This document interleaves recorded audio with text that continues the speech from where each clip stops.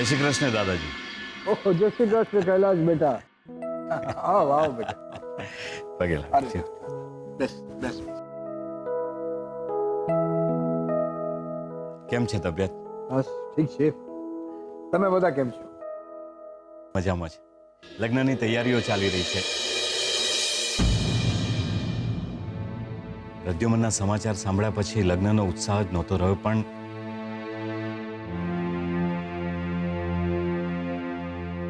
પ્રસંગ છે, પાર પાડવાનો છે. પ્રદ્યુમનની ખુશી માટે પણ અમે એ જ દિલાસો આપી આપીને જીવી રહ્યા છીએ.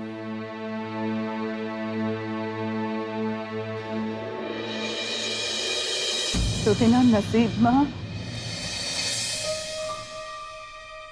બીજ વર્ષ બીજ વર્ષ બીજ વર્ષ બીજ વર્ષ બીજ વર્ષ ઈશ્વર,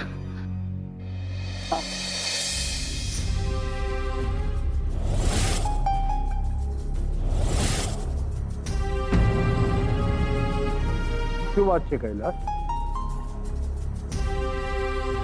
તું કઈ મૂંઝાયેલો લાગે છે? એ વાત કરવી છે? હજી હા નહીં, હા દાદાજી, બસ એ જ કહેતો હતો કે લગ્ન જેમ બને એમ જલ્દીથી થઈ જાય તો વધારે સારું. હા, આમ તો ગણતરીના દિવસો બાકી રહ્યા છે.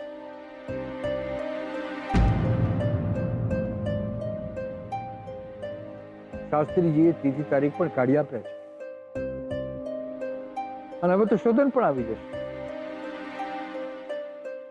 હા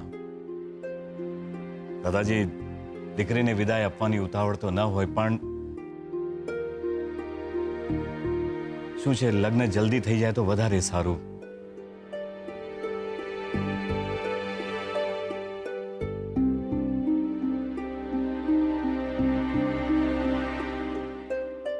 દાદાજી, કલ્પનાનું બોલેલું ખોટું નહીં લગાડતા.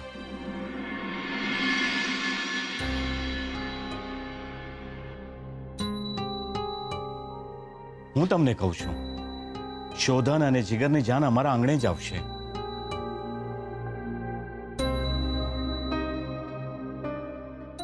લક્ષ્મીનું કન્યાદાન તમે કરજો, જાનને વિદાય અમે આપીશું.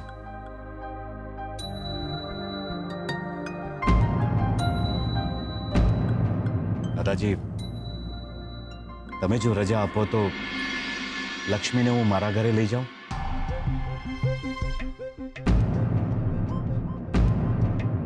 શું છે, એના પણ લગ્ન છે, એના લગ્નની તૈયારીઓ કરવાની છે, ખરીદી કરવાની છે, અને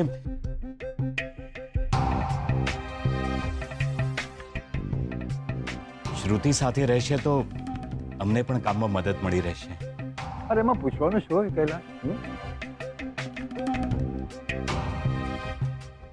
સ્વીટુ માટે તમને આટલું વાલ ચિંતા છે એ જ ઘણું છે. પણ એક વાત છે કે લક્ષ્મી વગર અમને જરાય નહીં ગમે, બલકે ઘરના બધાને એના વગર બહુ અધૂરું અધૂરું લાગે. એક કામ કરો ને કૈલાશ, લક્ષ્મીને જ પૂછો લો કે એને આવું છે કે નહીં. અરે એને જ્યાં જવું ત્યાં જાય, અને અમે ક્યાં કોઈ બીજા ઘરે જવાનું છે? એક ઘરેથી બીજા ઘરે જવાનું છે ને. સ્વીટુ બેટા, તું જ કે ક્યારે આવવું છે અમારા ઘરે?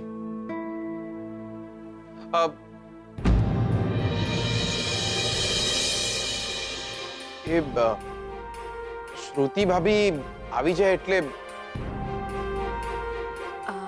દાદાજી હા પડશે તો આજે સાંજે જ તમારા ઘરે આવી જાઓ.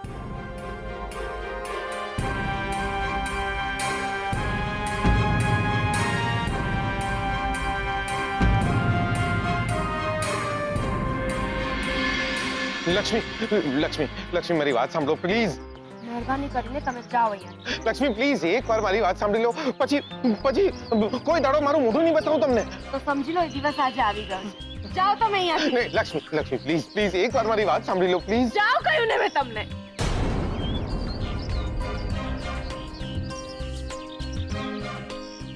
લક્ષ્મી લક્ષ્મી લક્ષ્મી લક્ષ્મી પ્લીઝ પ્લીઝ મારી વાત સાંભળો. તમે શ્રુતિ ભાભીને ત્યાં જતા રહેશો, એના પછી મને માફી માંગવાનો બી મોકો નહીં મળે યાર. કરી દીધા મેં તમને, કરી દીધું. બસ એક મિનિટ મારી વાત તો સાંભળી લો. મનોમન મરી રહ્યો છું હું. મારે મન પણ તમે ક્યારના મરી ગયા. જો લક્ષ્મી, હું મારું નામ તમારા મોઢે શ્રાપ જેવું લાગે છે. નહીં લો મારું નામ. મારાથી મોટી ભગવાનના આંગણે છીએ આપણે. મારો નહીં તો ભગવાનનો તો ડર રાખો.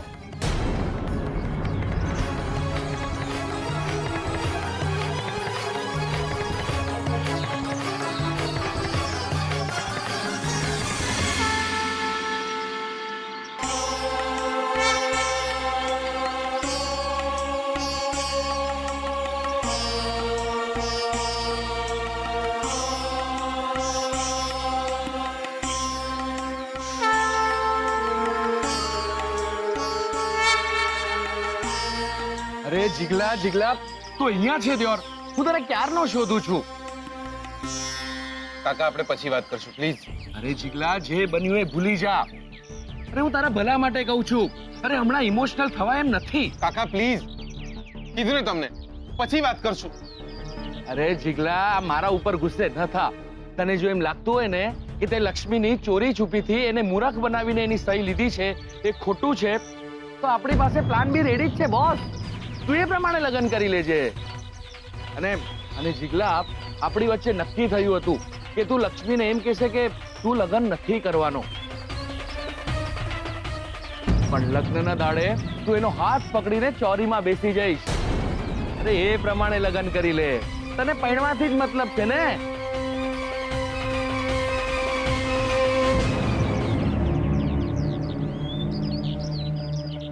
કાકા ધીમે બોલો લક્ષ્મી.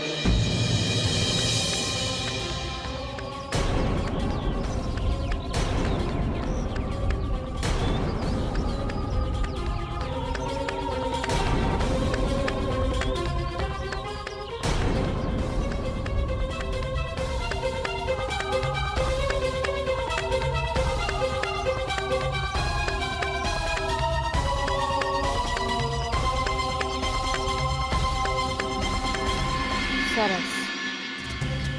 બસ આજ સાંભળવાનું બાકી હતું ને? એનો મતલબ એ થયો કે તમારા મનમાં પાપ આજનું નથી. માટીના મનખા કોનારે હાથે તું ઘડાય. આપણા શરીરમાં જ્યાં સુધી આત્મા હોય છે ત્યાં જ સુધી આપણે માણસ. આત્મા વિના આપણું શરીર માટી.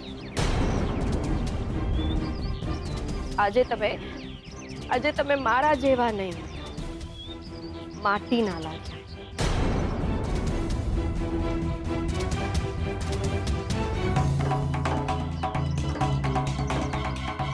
અને હા, દેવીમાંથી છેટા રહેજો. મંદિરમાં જેમ પગરખા સાથે ના જવાય ને, એમ મનમાં પાપ સાથે પણ ના જવાય.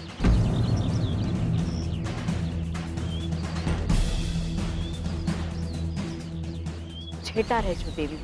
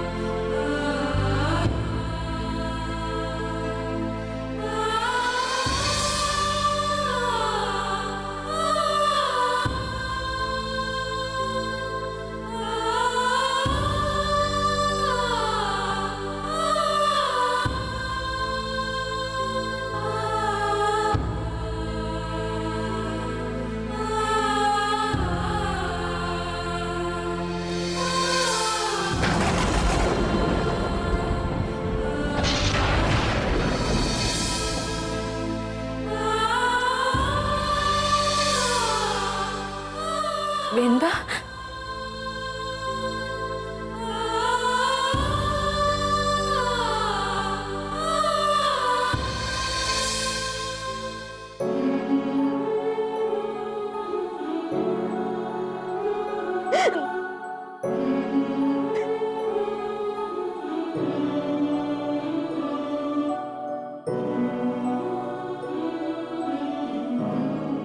લક્ષ્મી બેટા, તું શ્રુતિના ઘરે જાય છે? હા બેન, પણ આમ અચાનક કેમ? અરે શું થયું? કેમ રડે છે? જીગર સાથે કઈ થયું? અરે નાના બેન બા, એ તો બહુ જ સારા માણસ છે. બસ મારાથી એ નહીં રહેવાય હવે. અને એમ પણ હું કામવાળી તો શ્રુતિબેનના ઘરની ને, મારાથી બહુ દિવસ અહીંયા ના રહેવાય. આ શું બોલે છે તું? હા, કોણ કામવાળી? તને કોણ ગણે છે અહીંયા?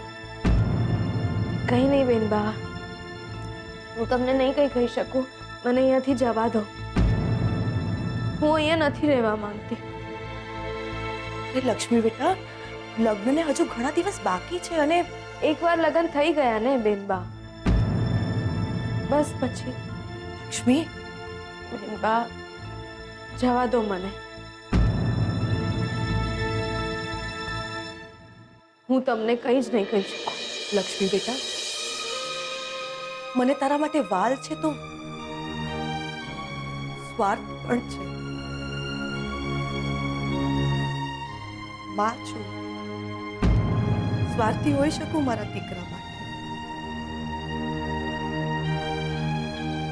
અરવા ઘરમાં રહેવું બહુ જરૂરી છે, શોધનની સલામતી માટે. સલામત તો એ છે બેન બા. મારું મંગળસૂત્ર પણ એમની પાસે હશે તો એ સલામત રહેશે બેન બા. અને શ્રુતિબેન લઈને જ ગયા છે મારું મંગળસૂત્ર એમની પાસે.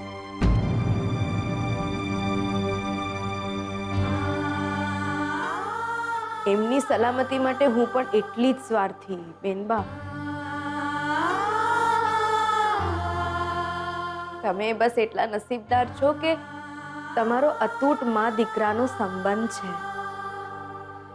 મારે તો સંબંધ પણ તોડવાનો અને મંગળસૂત્ર પણ.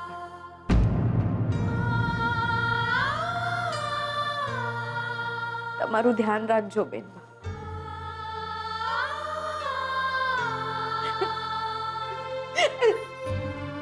તું નહીં જઈ શકે દીકરા, તું નહીં જઈ શકે. જોજે ને, આ ઘર, અમારા બધા સાથે તારું ઋણાનું બંધ હજુ પૂરું નથી થયું. દીકરા, મારું મન કહે છે કે તું અમારાથી દૂર નહીં જઈ શકે, નહીં જઈ શકે.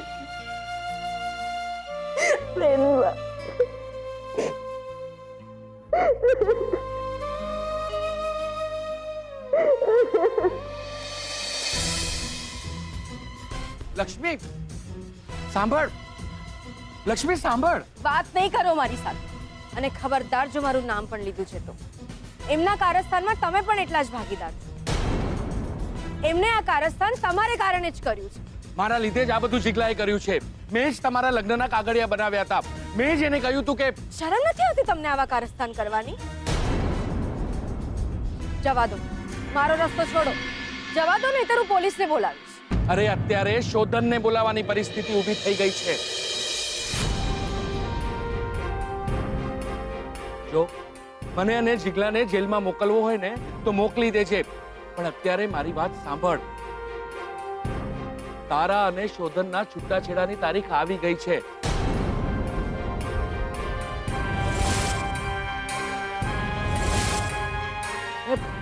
અને કાલે તમારે બંને કોર્ટમાં હાજર રહેવું પડશે.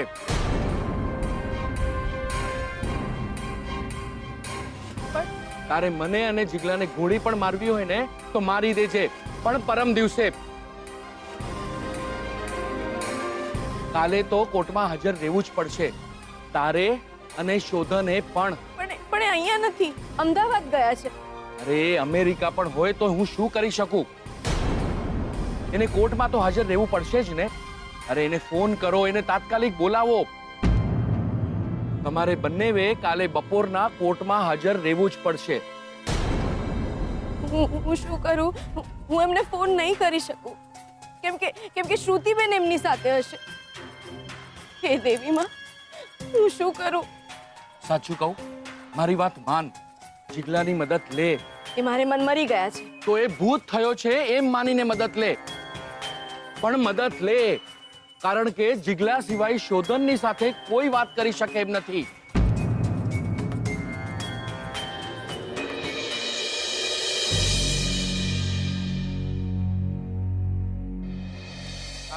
અરે જીગલા, શું થયું?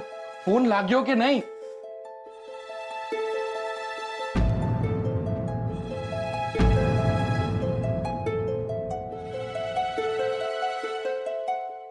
ફોન નહીં લાગી રહ્યો શોધનનો. હે દેવી માં, હવે શું થશે? જીગલા, પાછો ફોન ટ્રાય કર. ટ્રાય કરતો રે પ્લીઝ.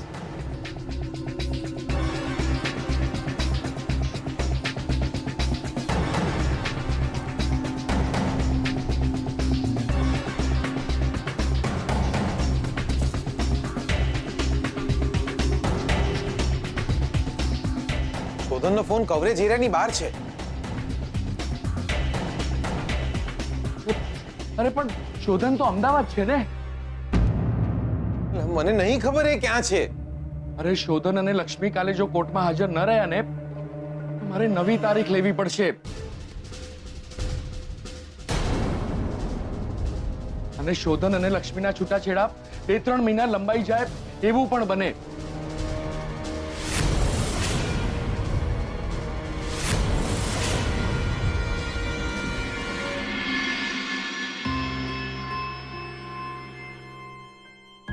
શોધન એનો ફોન નહીં લાગી રહ્યો. શ્રુતિબેનને પ્રયત્ન કરો. હા, શ્રુતિ ભાભી જોડે જ વાત કરું છું.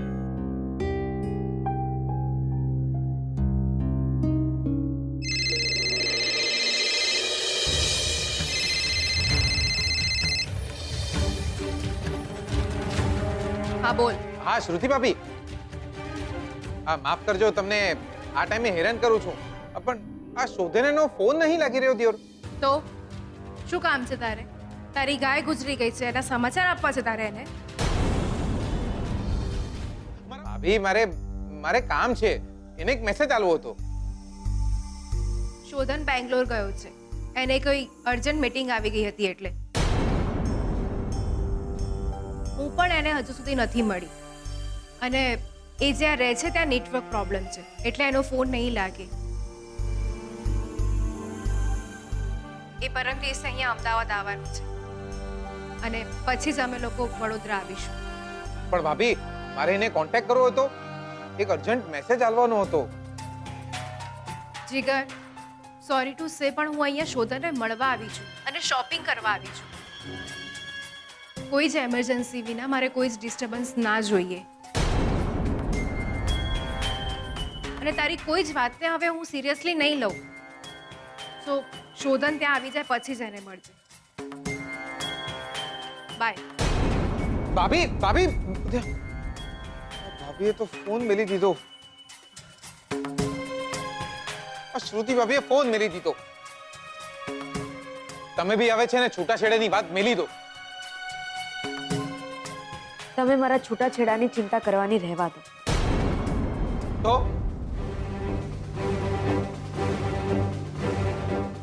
તમારા કંસમાં આવવાના છે તમારી ચિંતા કરવા માટે? મારા પર બહુ દાંત ચડી છે ને. એક કામ કરો, ખંચરી નાખો મને દ્યો. કોરા કાગળિયા પર મારો બી અંગૂઠો પાડી દો. જે છે ને આ જીગલો છે તમારી લાઈફમાં દ્યો. તમારા માટે મગજનું દહીં કરવા વાળો, તમારા માટે લોહી ઉકાળા કરવા વાળો.